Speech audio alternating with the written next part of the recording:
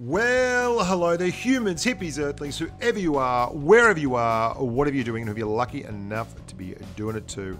I'm Bushka on Blitz, and I'm back for a little bit of a chat about what was a fantastic weekend at Bovington in the UK. I was lucky enough to be in the UK at the same time Tank Fest was going on, and I got together with Wargaming and said, hey, why don't you let me come along and basically exploit the facilities and wander around and do whatever the hell I want. And they said, you know what, why not? That sounds bloody brilliant. Let's get it on like Donkey Kong.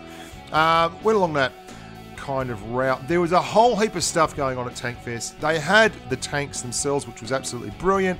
They had a big mock battle thing going on where they reenacted various sections of the war and used the tanks alongside them. They had tanks like this, which was just a couple of cool kids cruising down the street in mints, picking up the girls' comrade. There were obviously very, very modern tanks, but the showstoppers were the very, very old tanks for me. What was really nice about it was the fact that I got to go there on the Friday. You can see this area here is a big section of Tank Fest. This is the car park, more so to speak, the tank park, where they put all the vehicles on that they're going to drive around the arena. And on the Friday, it was basically just Wargaming contributors and the like who got to go there and check everything out, hands-on, with next to nobody around. And that was pretty awesome. Quite apart from the fact that I got to meet all these awesome humans who are community contributors. The next day, you can see it was exceptionally busy. I also got to go into the conservation area of Tank Fest, which is where they had this huge hall, this massive hangar. The Wargaming booth was there, and booth is kind of an understatement. It was a big collection of odds and sods that Wargaming put together. It had PCs and a little stage and all that kind of stuff. That's the FV4004, which has this monstrous big turret and a 120mm shoved on the front of it. And you saw the FV4202 back there behind it. And that's an M60 now. His turret's on backwards. He wasn't loyal enough. They had to send him back to the garage for loyalty retraining. No, I kid. I think the vertical stabilizer's not working on it. So they had to just tie the gun up at the back. I got there on the Friday, and so I got to spend a whole day there with virtually nobody around, missing all the major amounts of humans. And that was excellent because they did a whole bunch of practice on the Friday for the Saturday and Sunday stuff in the arena. So I get to see all the tanks go around, which was great. I also got to do some live streams from there, which was really, really cool, using the new YouTube live streaming app on the iPhone. I had an excellent setup for that, but unfortunately the tripod got stolen just before I left Australia, so it was all handheld, a bit shaky. There you see the Fury. The Fury was amazing. That was so well done. The scale of a lot of these tanks is what blew me away. That's a whole bunch of contributors out the front of the main area. That's a Challenger 2. This is the Friday, and you can see there was no one here. On the Saturday and Sunday, there's like 10, 12,000 people there, which made it a hell of a lot busier. And you can see this is my vertical stabilizer on my iPhone, which was amazing. These are the models which Junior wanted to buy one of. They ran to, I don't know, I think it was about $6,000. So we said no to the models.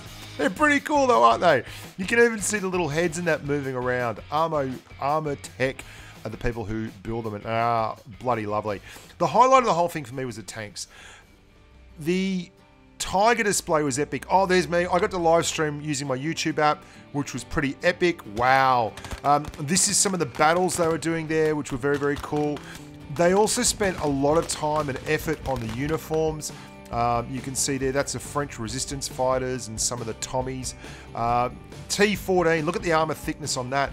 Getting up close and seeing the size of these vehicles and the thickness of the armor and the rivets and the bolts and the stink and the oil was really incredible. Their scale is not done justice at all by the game. The Yag Panther in particular is one that amazed me. The Hetzer is literally half the size of the Yag Panther, and in game I don't think that's represented as well. There is the Comet 1. They had one Comet 1 that they rode around in on the main arena area, which was great.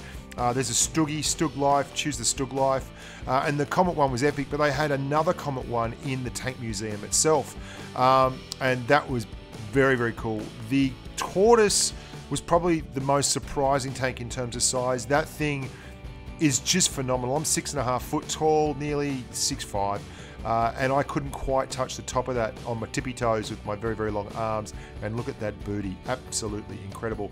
The Tog 2, I remain a steadfast opponent of the Tog 2. It is a punish to play in game, but it was quite interesting to see up close and in real life. Massive white elephant, obviously built for trench warfare in a time when there was no trench warfare going on. Not many people around when I'm looking at it like this, which is great because that means I got to go to the really cool part, which was the Tiger exhibit. Now you'll see there's a Yag Tiger there. There's a Tiger 2 with a Porsche turret, or the stock turret as I called it. I got strung up by someone who looked at me like I was an absolute weirdo. What is a stock turret, you might ask, if you're a normal human being and you don't live your life through the looking glasses that is Blitz. The Yag Tiger was tremendous. That's the stock turret, the Porsche turret on the Tiger 2. And then there was the Tiger 2 itself, which was amazing. They had the shell holes in the side of this thing. And yeah, it's big. And you can see the, I forget what it was called, Met 43, my good mate Matt explained it to me. This is the Elephant, which looks a lot like a Ferdinand, and then the Tiger 131, which was captured and was a bit of a star of the show just there. Amazing tanks, and they were classically beautiful tanks that everyone wanted to get a hold of. I also got to see a lot of people. I met Skate Extreme, the Welsh Barry Belafonte, Aminette, or as she's affectionately known by clanmates, Camonet, another one of the European community contributors who is an amazing player. Martin Dogger, who you might know is also a YouTuber. And then I met all the big guys, obviously, of PC. I was lucky enough to spend a bit of time talking to Quickie Baby and had lunch with him and his missus and a couple of the guys from the EU server, and we all had a big sit-down meal. And that was great, and that was a whole lot of fun. The Leopards were a massive highlight. They had 2 Leopards there from the Canadian Army and 1 German Leopard, and those things flog around the joint. You can see it started to get a lot busier, and you can see how many people are there on the Saturday and the Sunday. But those things were phenomenal to look at, and they really do motor. And the sound of them was brilliant. The only problem is, the sound of them is great, but the sound of the crowd and the wind and everything when I'm just using my iPhone to record was not so great.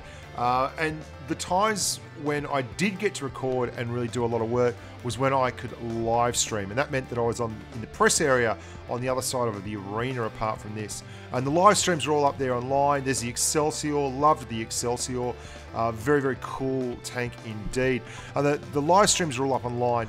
I was lucky to get through customs with that. Hey, no, actually I didn't buy that, but that's an old potato masher replica.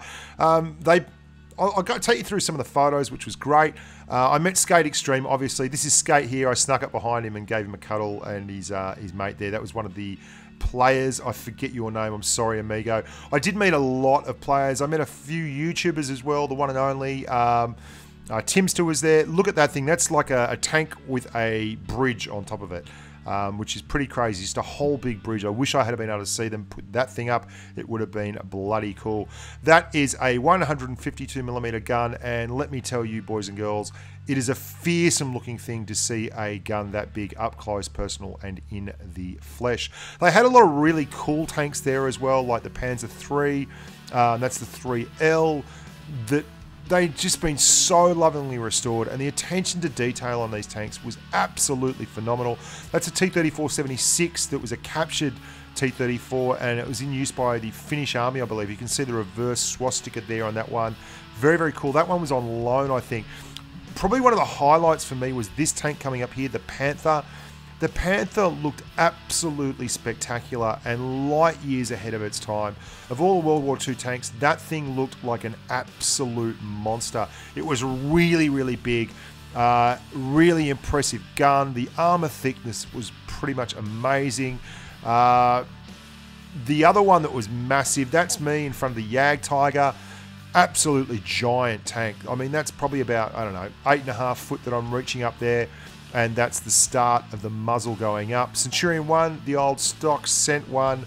I saw a lot of tanks that I had a soft spot for in game, and it was actually pretty cool. A tank that really impressed me was the Jag Panther. You can see here, that's our good mate, the choreographic genius Spaceman, or as we like to call him, Kevin. He's in front of a Yagged Panther there, the SDKFZ 173. There's me feeling the best part of a Sentinel. What kind of idiot would make a tank with a huge donger in front of its machine gun? An Aussie, that's who. This is George. George is like the first human who's ever asked me for an autograph. I actually got about, I don't know, so many people who I took selfies with, or they took selfies with me, which is great, but I actually didn't get photos with them. That's the one and only, climbing all over an FV4004. I think Skate was there at the same time, because I saw a bit of video on Skate's vid. This is a crazy tank. Let me tell you about this. This tank is not a tank at all in that you'd use it to attack the enemy. It was basically used for live fire exercises where people would shoot at this tank from other tanks. That's why there's that metal plate next to the driver's hatch, and the actual armor of the tank is also fully covered in concrete, and there are metal plates, massive metal plates, either side to enhance the armor profile. So your job, if you were an absolute wanker in the army, I guess, was to sit in this thing and drive it down range while they shot heavy ordnance at you. I can't imagine how human resources would deal with that these days, but I thought that was absolutely brilliant. There you go, that's Skate on the right, that's the one and only in the middle, and Martin Dogger on the left. We wandered around together, or the contributors as a group wandered around a lot. This is the front of the Stuggy. Have a look at the armor there. A lot of the German TDs also had concrete on the tanks, which was very, very odd. That's me in front of a Panzer 61. I think that's a Swedish tank, or something along those lines. That's one of the Leopard C2 main battle tanks. I mean, it's one of the Canadian ones that were gifted along. They got 2 of them. That's Junior, who I was lucky enough to spend a lot of the Sunday with. And let's finish with the Jingles. I met the Jingles, which was absolutely brilliant, and he said I sounded like Bruce from the movie Dory, the shark. G'day, Bruce. That's it, boys and girls. There's lots and lots of stuff, but I don't want to bore you with my holiday snaps of Tank Fest. I took so much footage at this thing and did so many photos. It was pretty awesome. If you like the photos and you want to see more, I can happily pull apart a whole bunch and walk you through what happened, but I mean, hats off to everyone I met there, especially the Blitz players and the subscribers and the patrons. And thanks to Wargaming for having me and giving me the opportunity to get there on the Friday. I greatly appreciate it. And they put on a dinner for us as well on the Friday night, which was pretty cool at the Granary in Wareham. I got together and got to talk to people in the business who do the same thing I do, which was pretty exciting, and experience some of the same issues that I do, which was, again, pretty exciting. Until next time, boys and girls, look after yourselves and stay safe on the battlefield.